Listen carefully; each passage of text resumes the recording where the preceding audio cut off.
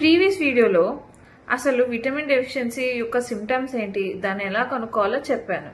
So ఈరోజు వీడియోలో అసలు దాన్ని ఎలా ప్రివెంట్ చేయాలి, ఏమేం టిప్స్ ఫాలో అవ్వాలి, బ్యాలెన్స్డ్ ఫుడ్ ఎలా తినాలో చెప్తాను, వినండి. హలో అండి, దిస్ ఇస్ డాక్టర్ అఖిల, మీ homeopath. So let's talk about how to prevent vitamin deficiency. Vitamin డెఫిషియన్సీస్ని ఓవర్కమ్ చేయడానికి మనం చేంజ్ చేసుకోవాల్సింది రెండు థింగ్స్ అండి. ఒకటి లైఫ్ స్టైల్ చేంజెస్, ఇంకొకటి food habits. First lifestyle చేంజెస్కి వద్దాం. లైఫ్ స్టైల్ చేంజెస్లో ఏముంటాయండి? Very simple. Stress management. Stress, anxiety ఇవన్నీ ఏదున్నా వెంటనే ట్రీట్మెంట్ తీసుకోండి అండ్ స్ట్రెస్ అనేది ఎంతవరకు వీలైతే అంతవరకు తగ్గించుకోండి by doing yoga, meditation are listening to music or what ever మీకు నచ్చిన హాబీస్ ఏమైనా ఉంటే దాంతో ద్వారా కూడా మనం స్ట్రెస్ని తగ్గించుకోవచ్చు. Second thing, daily activity. కంపల్సరీగా daily at least 1 hour physical activity ఉండడం is very important. Third point ఏంటంటే సన్లైట్ ఎక్స్పోజర్. అంటే ఎర్లీ మార్నింగ్ 6-7 ఆ టైంకి అట్లీస్ట్ 8 లోపైన 15 to 20 minutes అయినా కంపల్సరీ సన్లైట్కి ఎక్స్పోజ్ అయ్యి మనం ఉండాలి. ఓకే.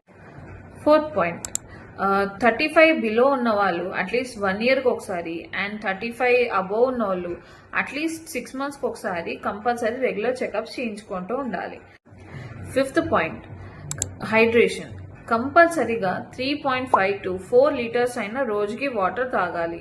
లేకపోతే మన బాడీకి న్యూట్రియంట్స్ అబ్జర్వ్ చేసుకునే కెపాసిటీ తగ్గిపోతుంది. So hydration is very very important these days. And last but the not least point, sleep. Sleep is very mandatory. అలా అని 10 hours 12 hours పడుకోవడం కాదు. Minimum 7 to 8 hours sleep is very very mandatory for any person in the world. So coming to food habits. ఫుడ్ హ్యాబిట్స్లో మనం చేసుకోవాల్సిన changes ఏంటంటే, first thing, over frying or over boiling రెండూను తప్పేనండి.